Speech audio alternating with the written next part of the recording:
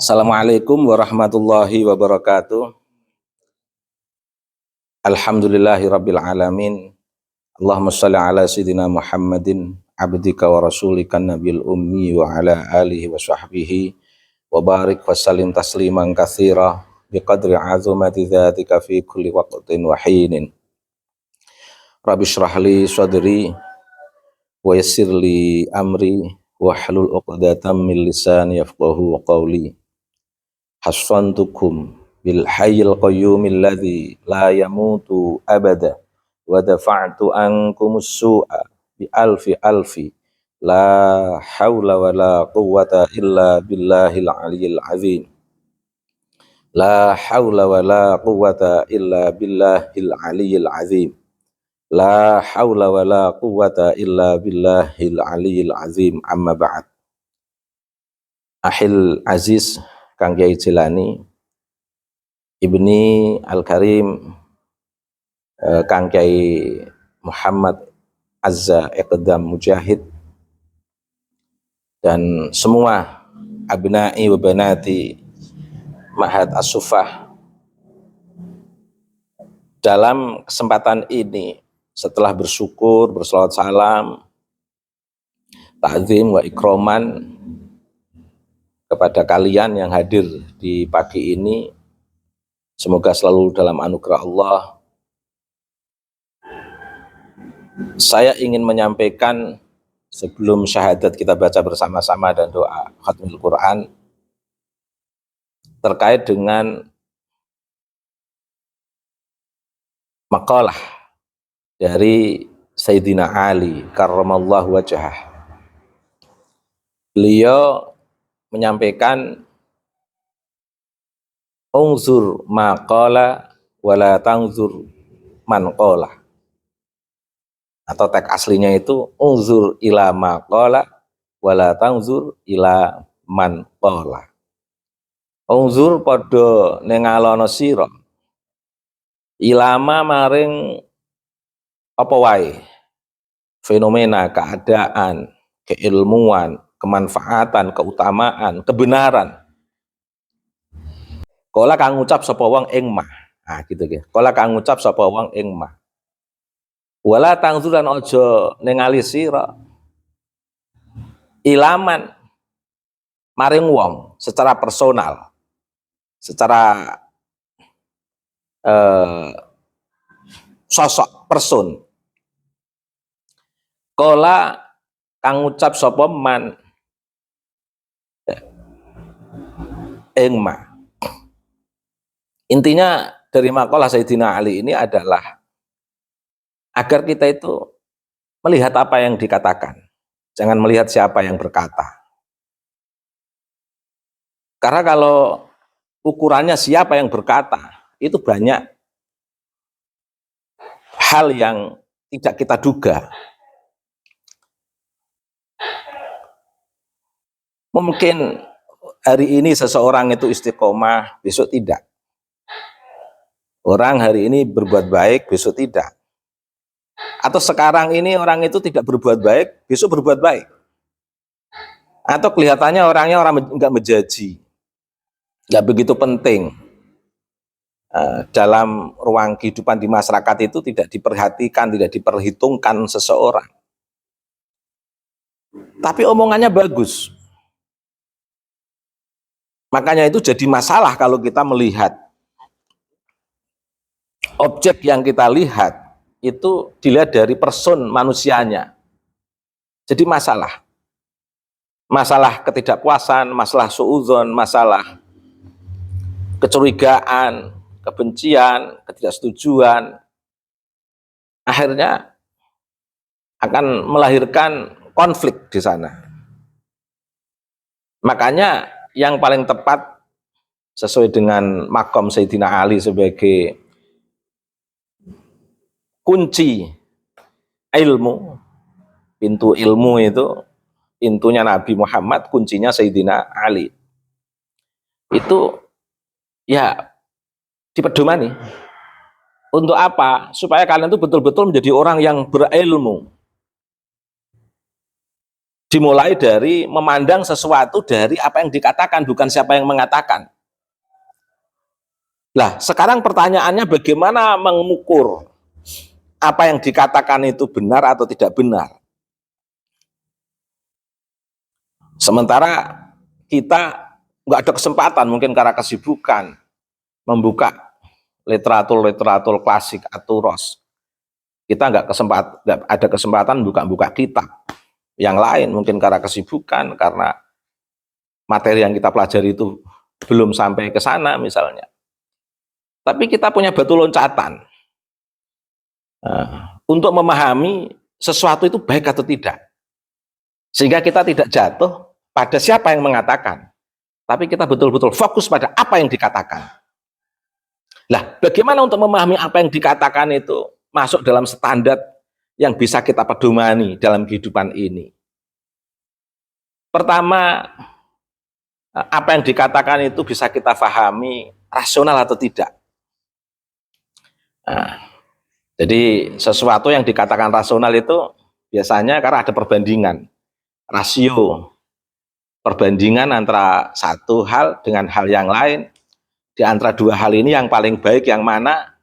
Nah, yang paling baik itulah yang menjadi pilihan. Itu namanya rasional. Kalau nggak ada perbandingan antara dua hal, mana yang paling baik di antara duanya, terus kita memilih yang baik. Kalau nggak ada perbandingan, hanya fokus satu hal, itu namanya belum rasional. Makanya kalian semua kalau berpikir itu berpikir yang rasional. Berpikir yang bisa mempertimbangkan ini baik, ini buruk. Karena jelas di dalam Al-Quran, la yastawil khabith wat thayyib. Tidak sama antara sesuatu yang baik dan yang menjijikkan dengan yang baik. Pasti berbeda. Lah, rasionalitas yang kita miliki itu penting untuk memastikan bahwa apa yang dikatakan orang itu baik, kita ikuti, dan apa yang dikatakan orang itu tidak baik, tidak kita ikuti. Meskipun yang mengatakan itu nanti berubah sikap dan dengan berbagai tingkah laku dan lain sebagainya, nggak peduli. Tapi titik kebaikan yang dikatakan itu bisa kita pedomani untuk menjadi hasanah keilmuan kita. Sehingga kalian nggak kaget hari ini melihat seseorang menyampaikan hikmah-hikmah kehidupan yang menarik, bisa kita ambil. Tapi ternyata besoknya dia itu ampuradul. Ya sudah, nggak apa-apa. Toh kita tidak memandang orangnya, tapi memandang apa yang dikatakan. Itu namanya cara berpikir rasional. Baik buruk itu sudah bisa dipertimbangkan manusia. Karena Quran itu sudah menjelaskan kepada kita semua. Kita itu diberi fitrah. Potensi rasional, potensi berpikir untuk membuat sebuah keputusan secara rasional. Pertanyaannya, mau nggak kita mempotensikan akal kita untuk berpikir rasional? Ini penting. Daripada mutolaah buka kitab banyak, tapi potensi akalnya nggak digunakan untuk berpikir secara rasional, itu juga berbahaya. Makanya ada sebuah makalah, ad-din aklun, laisa din liman la aklalahu. Agama itu harus berdasarkan akal, berbasis akal, nalar yang sehat. Laisa din liman la aklalahu. Bukanlah agama itu adalah sebuah agama yang didasarkan pada perspektif seseorang yang tidak mau menggunakan akalnya. Asbun, asal ngomong. Ini. Nah, ini kita bisa mengukur itu dengan akal sehat kita. Oh, anak kok sudah balik itu pasti sudah bisa membedakan yang baik yang buruk. Meskipun belum banyak literatur yang dibaca. Tapi akal itu sudah bisa berpikir itu. Maka gunakan akal untuk melihat sesuatu yang dikatakan orang. Jangan melihat siapa yang mengatakan. Oh, kalian harus bermula dari sini. Tiap hari itu harus gunakan potensi akal ini. Biar hebat. Sehingga nanti kalau ketemu tag yang kira-kira nyocoki dengan akal pikiran, tinggal untuk menguatkan saja tag itu. Kalau tag itu belum kita baca, kita sudah punya perspektif yang bersumber dari potensi kita, yang bisa memutuskan objek itu baik atau tidak. sesuatu itu baik atau tidak, yang dikatakan orang itu baik atau tidak. Yang kedua, empiris, nyata. Wong ngomong itu bisa dirasakan secara empiris. Kalau ada orang mengatakan, wah ini itu yang saya sampaikan kepada kalian itu pasti membahagiakan kalian. Tapi secara empiris tidak membahagiakan ya. Misalnya. Jadi empiris itu apa yang bisa dilihat oleh panca indera itu namanya empiris. Apa yang dilihat oleh panca indera, mata, peraba, penglihatan, penciuman, itu bisa dibuktikan. Itu memang enak. Enak tidak hanya diomongkan oleh seseorang, tapi bisa dirasakan. Sehingga kalau kira-kira ada orang mau menipu, itu kelihatan. Mengapa? Karena tidak sesuai dengan kenyataan. Wah, ini pasti ada gejala-gejala penipuan ini.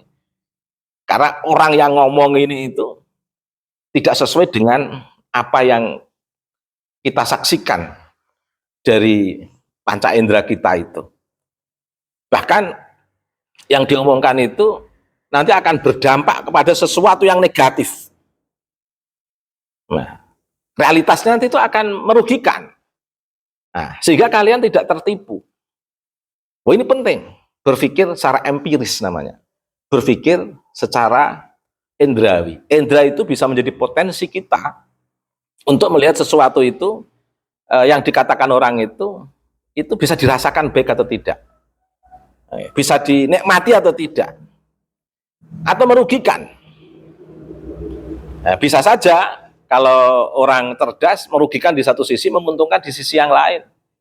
Ada yang lebih manfaat, aslah, sumal aslah, fal aslah, nggak apa-apa. Sekilas kayaknya kalian itu di pondok tirakat dengan penuh keseriusan dan ketekunan. Kesannya itu merugikan kalian.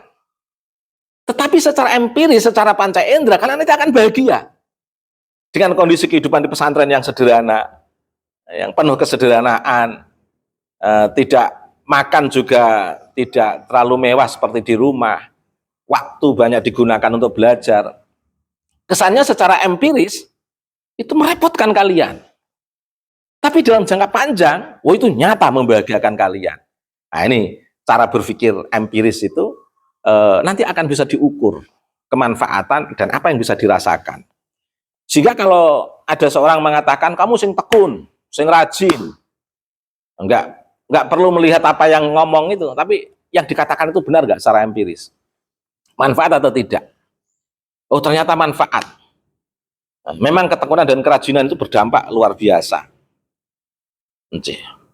Yang kedua, koresponden. Artinya antara teori dengan fakta itu cocok atau enggak yang dikatakan orang itu. Antara yang dikatakan dengan realitas ternyata enggak cocok.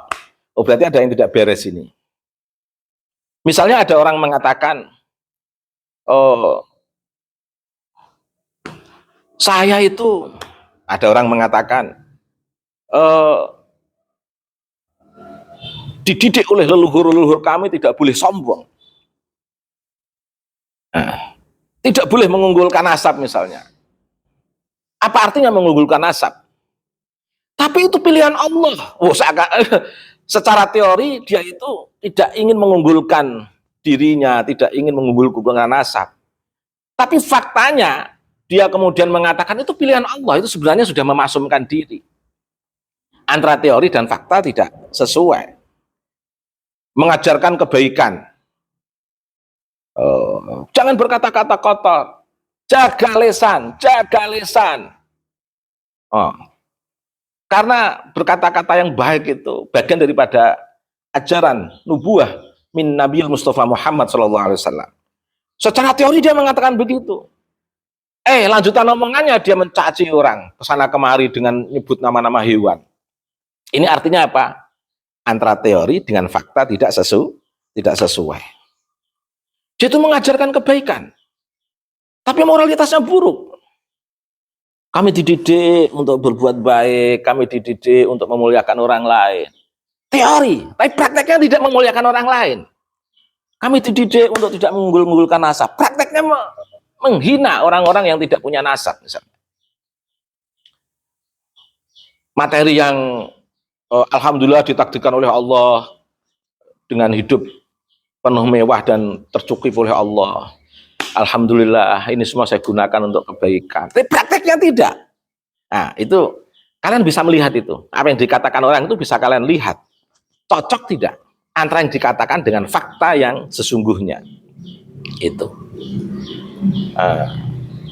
Kemudian yang keempat itu ada istilah koheren. Artinya apa? Ada konsistensi ajaran. Apa yang dikatakan itu kalau memang menyampaikan ajaran Nabi, ya konsisten sesuai dengan ajaran Nabi, jangan ngarang. Harus ada sumber hadisnya, harus ada kajian para ulama yang jeluntrungke, yang mapake, yang betul-betul bisa mengambil titik keutamaan dari kajian nubuah dan kewahyuan yang bisa disampaikan ulama dengan keutamaan dan kebenaran. Itu harus konsisten. Okay. Jadi jangan ngarang. Jangan ngarang. Jadi ajaran itu harus koheren. Sesuatu yang dikatakan orang, kalau ini ajaran Islam, itu harus ada sumbernya.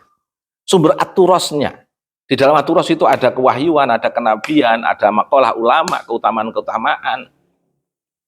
Jadi, kalau di dalam ajaran kita itu yang maksum itu hanya siapa? Para nabi. Ya kita jangan memaksumkan diri. Dikritik orang jangan tersinggung.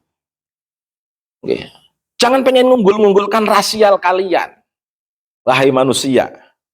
Ya, harus konsisten. Keutamaan ajaran Nabi itu udah betul-betul ngeritik orang yang ngeduk-ngeduk nasab.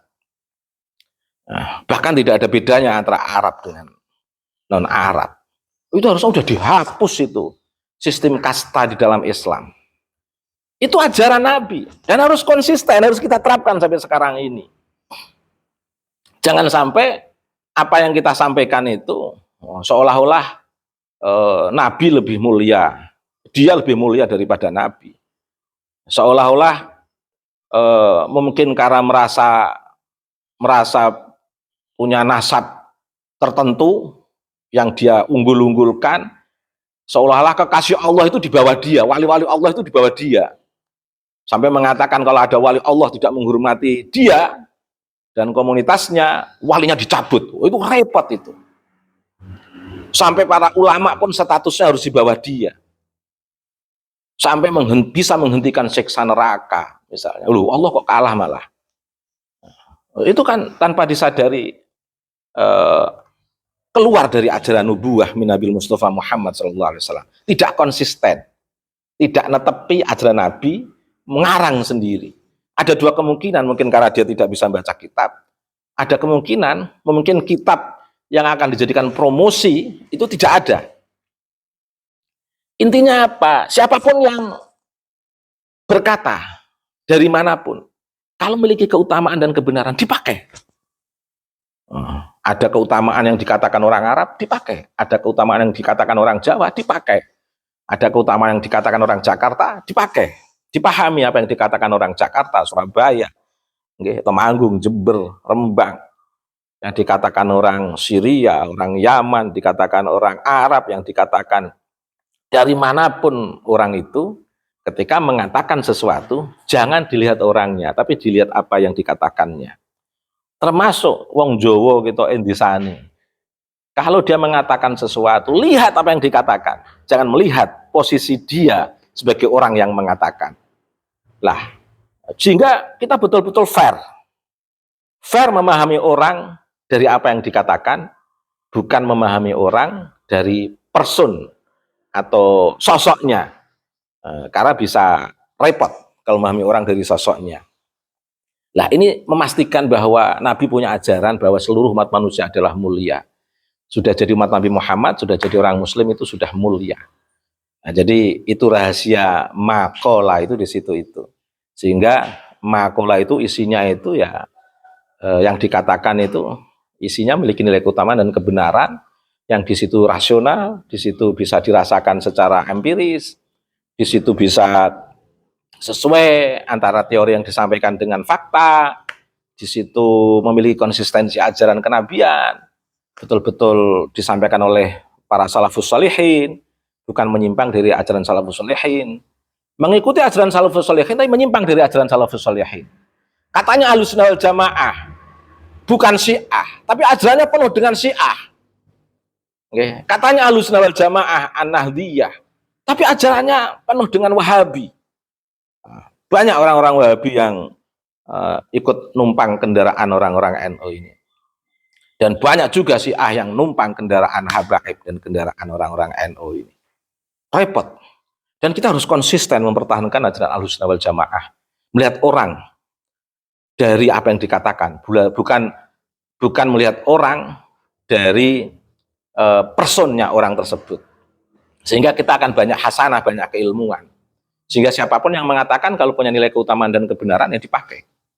Itulah rahasia mengapa orang didatangkan ilmu oleh Allah, supaya dia itu beriman. Waliya'lamal ladzina utul ilma annahul haqq min rabbik fayu'minu bihi. Jadi karena dari ilmu itu, seperti yang saya katakan, ukuran ilmu ilmiah itu kan harus seperti yang saya katakan itu, rasional, empiris, korespondensi, koheren, bisa dipikir, dinalar, bisa dirasakan, secara panca indera bisa disaksikan, memiliki kesesuaian antara teori dan fakta, memiliki konsistensi antara ajaran Nabi dengan apa yang dikatakan, tidak menyimpang, dan itu semuanya adalah ilmu. Supaya apa? Supaya tahu kebenaran itu dari Allah. Ya, dan akhirnya akan menguatkan iman dia. Makanya kita itu dalam kondisi apapun jangan menolak ilmu. Sesuatu yang berhubungan dengan ilmu harus kita hargai. Karena standar warasatul anbiya adalah ulama. Dan semua kebenaran itu dari Allah. Sehingga sesuatu yang dikatakan siapapun kalau memiliki nilai kebenaran berarti dari Allah. Jadi kebenaran itu dari Rabb kalian. Makanya apa yang dikatakan seseorang kalau memiliki nilai kebenaran, terima. Jangan melihat siapa yang mengatakan. Dengan berbagai perubahan orang yang mengatakan itu baik buruk baik, sudah nggak peduli. Tapi yang penting yang dikatakan itu benar. Sehingga kalian mengukur kebenaran itu tidak harus orang-orang yang berjubah tebal, yang pakai kacamata riben, yang gagah, yang pakai mobil mewah, yang punya nasab besar, yang punya santri banyak. Oh tidak, dari siapapun. Kebenaran itu dari Allah. Dan pahami sebuah kebenaran itu dengan 4 prinsip tadi itu. Jangan lihat siapa yang mengatakan. Dari kunci ini akan menjadi pintu masuk kalian untuk menjadi seorang ulama, seorang ahlul ilmi wat tuqa. Amin ya rabbal alamin. Akhirnya kalian akan betul-betul menjadi pilihan sebagai warasatul anbiya, sebagai seorang ulama. Amin ya rabbal alamin. Demikian yang saya katakan. Mari kita baca syahadat bersama-sama. Bismillahirrahmanirrahim. Asyhadu an la ilaha illallah wa asyhadu anna Muhammadar Rasulullah. Asyhadu an la ilaha illallah wa asyhadu anna Muhammadar Rasulullah. Moga Kang Azza. Ahmad tampilkan Ahmad.